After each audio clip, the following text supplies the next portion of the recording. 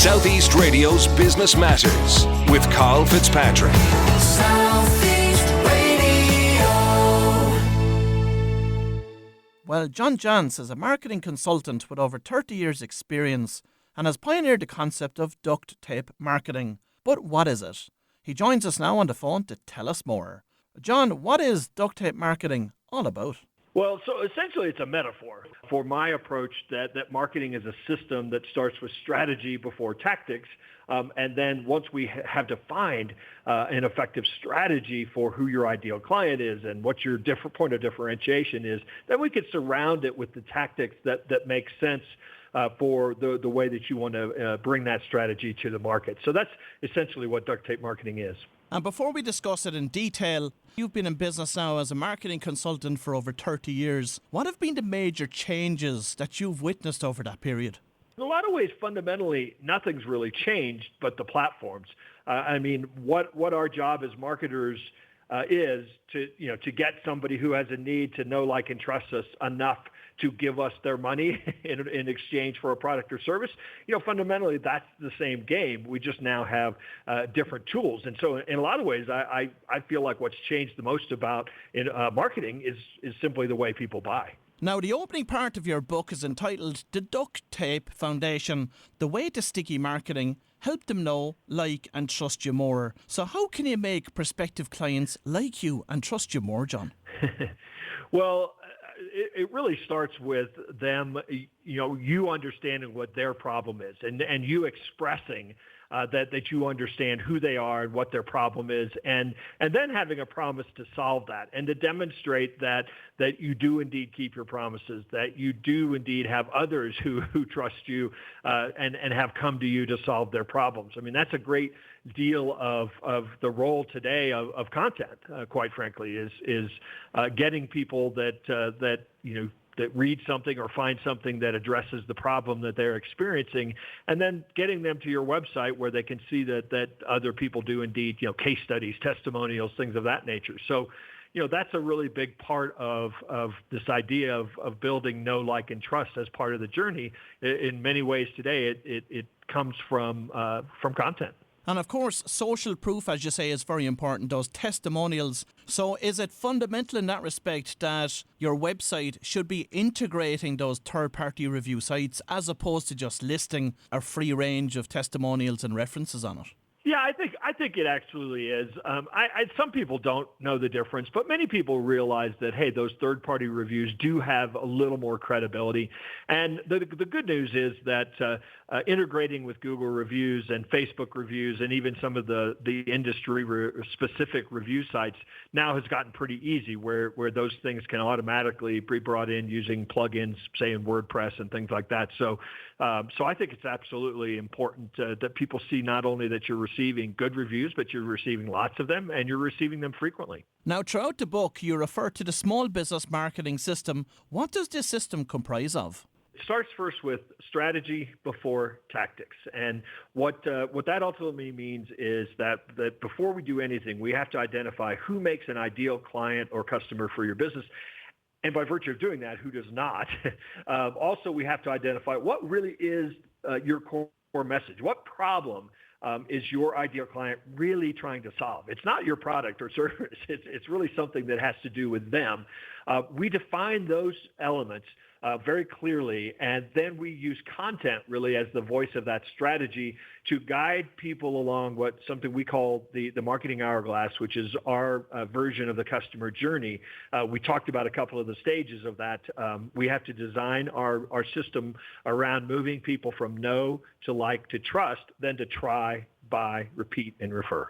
Okay, that sounds really good. So talk us through a practical example of that in action. Sure. So a lot of cases, the coming to know you happens because we have posted in Facebook a great article about a very specific problem. So somebody comes to our website. What do they expect to see there? Well, obviously they expect to see that content, but then does the site load quickly? Is it secure? If I fill out a form, does what happens, to the response there? So those are those are some of the elements that we would put in each of those boxes. Is that, the idea behind this buyer's journey is not that we are dictating how it happens. What we are trying to do is design how the journey that this buyer wants to go on. So, John, we have all heard that content is king, but how do we ensure that the content we provide is both informative and engaging for our clients? Well, when somebody is just coming to know, or somebody's just looking for somebody who might be able to solve their problem, well, they have a different need. They have different questions, different objectives. And then as they move along and they start thinking, yeah, you're really I like what you're saying. You're the person that can help me. Well, obviously we need different content that now explains to them how we might solve their specific problem or who else's problem we have solved. And then, quite frankly, and this is the part that a lot of people miss. After somebody becomes a customer, we need to think in terms of what content is going to ensure they have a great experience, that's going to ensure that they use our product or our service, that we can sell them more, that we actually use content to help generate referrals. So I think if you look through at all of those stages, you can start to then say, okay, I need content for each of these buckets, but that content in each of those buckets has a different job to do. And of course, John, there is an emerging trend here called voice search, where instead of somebody typing a text-based search into Google, they're going to do it by voice through Siri or Alexa or whatever else. How does that change the game of marketing? Well, I think it changes it initially for certain sectors. If you're a restaurant, if you're a retail business, we're at the first part of 2021. And there are a lot of people that are searching for local businesses, for in their community to make a purchase right now. And they're doing it increasingly, as you mentioned, on Siri, but increasingly in automobiles that are going to be equipped with search engines. And so being able to have accurate data, being able to show up, it is still essentially a search engine optimization play, because if you're not showing up currently on searches for restaurant near me or, business of a certain type near me, if you're not already showing up in search engines on the desktop, well, you're probably not going to show up in voice either. So really the focus should be on that desktop, get on page one, get into Maps Pack, and then some of the voice search will actually happen. And is it critical that business will have more video content and voice-based, let's say podcast content, in order for them to achieve better rankings on voice search? The difficult thing about that is right now the voice searches are high intent to do something. We aren't yet at a point where we're researching, a type of business or a type of solution. We're not typing into Siri, tell me everything that I need to know about marketing. So I think that maybe that day will come, but I think it's still the printed word, voice and video in combination need to be there. And I would say this wasn't really part of your question, but I would say we need many small businesses should be investing more in video. Now, of course, pay-per-click advertising is essential for today's digital world. But for those who are operating on a limited budget, how can this medium be optimized from a marketing perspective? Yeah, I think the challenge is that some of the best searches, by that I mean the highest intent to buy something, are actually people, that are clicking on ads.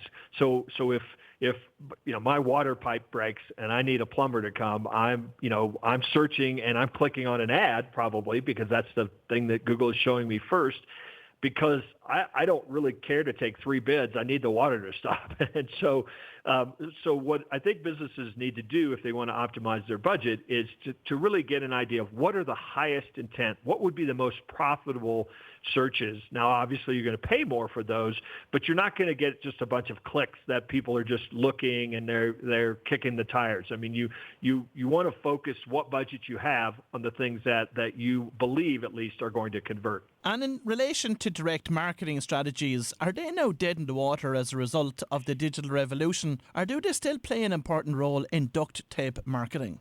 I think they play an important role, and there's a couple reasons. One of the things that I believe is that we have to come at people in several directions. There's all kinds of research that says that people need to hear an ad or see a business 7, 8, 9, 10 times before it really starts to have impact. Well, I think that that's also true of coming at them in different directions as well, meaning radio or print, or certainly when they turn to a search engine. But I think another thing that direct mail has going for it right now is that I don't know about you in your part of the world, but I don't get a lot of mail anymore. I mean, I don't get the amount of solicitations that I used to in the mailbox. And so right now, at least, it's a decent place to stand out. And of course, social media has become a significant player in the marketing world. But due to the ever-growing amount of channels, many businesses still find it hard to develop an effective social marketing strategy that works for their particular business. So what advice do you have for listeners in that regard, John? Yeah, my biggest piece of advice there is figure out the one social media channel that makes the most sense for you. And by that, I mean where your people are, where your ideal clients are, and go deeply there. One of the challenges with social media is it's not only that there are so many new platforms to be on, each of the platforms has gotten more complex. And in order to grab, more eyeballs and more, sell more ads or whatever it is they do to make their money, they've got, 10, 15 different formats. You've got reels, and you've got, video, and you've got live streaming.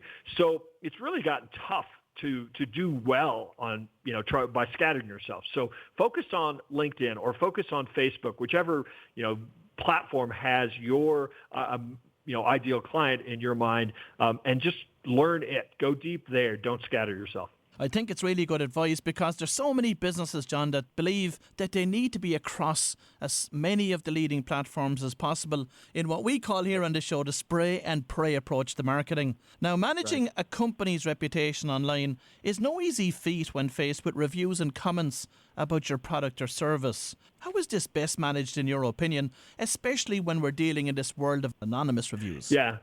Well, one of the ways it's managed is to make sure that you're creating a great experience, make sure you're following up, make sure you're doing what you're promised. I mean, that's it's hard to fix, if you're not doing that.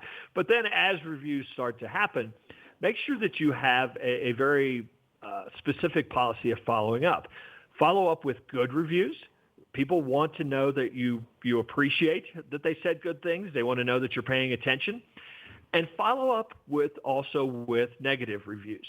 But there's a real art to that. A lot of times people think, okay, I'm going to follow up to a negative review and I'm going to tell these people why they're wrong. But what you have to think about with a negative review, or I should say what you have to think about with follow-up period, is that that's a public comment. And people care in many ways more about how you respond than they do care about the fact that you got a negative review. So as you write and respond to negative reviews, make sure that you're writing a public response. So be very fair, be very apologetic if it calls for that, be very matter of fact, offer to make it good, swallow your pride in some cases because that you're providing a public service, or you're providing a service to the public, I should say, by your response. And I think a lot of people are very forgiving of, they know you can't be perfect 100% of the time, but how you respond is really what's going to mean whether that negative review hurts you or not. It's good advice, John. I'd also now like to talk to you about referral marketing because it can work so well for so many businesses while others find it a challenge to crack. What is the key to its success? Well, I think the key is to first realize that people, even happy customers, have to actually have a reason, a motivation. They have to be asked in many cases. A lot of businesses just assume if we do good work, our customers will talk about us. And that may well be true, but if you want to amplify that good work, you need to create opportunities for them. You need to create events. You need to do routine mailings. You need to introduce the idea of referrals, early and often, so that people understand that if you do good work, you want to, it makes sense for them to share the results they got with friends, neighbors, and colleagues. So make it something that you focus on. Keep the idea of referrals top of mind, and what you'll find is that your good work will be rewarded by amplifying your referability. And of course, Refers in 2021 is mainly focused on digital influencers. What advice have you got for businesses that want to engage with digital influencers? Well, that's a tough one because a lot of people see the YouTube channel person or something with millions of followers and they think, oh, if I could only get them to to talk about, or they think it's silly. Like why would I ever be able to appeal to them? My advice is to think in terms of what might be called micro influencers. That person that has 1 million followers, and a lot of times you'll see people that are famous for one thing or another, but usually it's for being on social media. Well, those folks they have everybody beating on their door trying to get them to promote. And in a lot of cases, they promote things they don't even care about or believe in.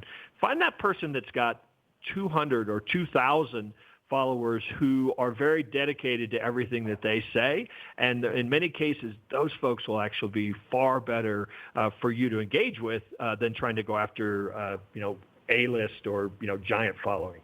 John, I'm interested to hear your thoughts in relation to the importance of a tagline for your business. How relevant is that today? And what advice have you got for businesses in terms of how to create an ideal one for their own business?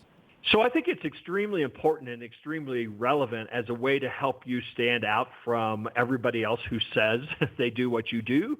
But I think it's also a place where people go horribly wrong. I mean, I've worked with tens of thousands of business owners now, and most of them spend their time creating taglines that sound good about them. The way to create an important tagline or core message is to make it all about promising to solve your ideal client's biggest problem. And the best way to find out what that is or how to articulate it is to talk to them. We interview 8 to 10 of our clients every single time we start an engagement, because we hear from them quite often the little things, the stories, the things that they really appreciate. I'll give you a quick example.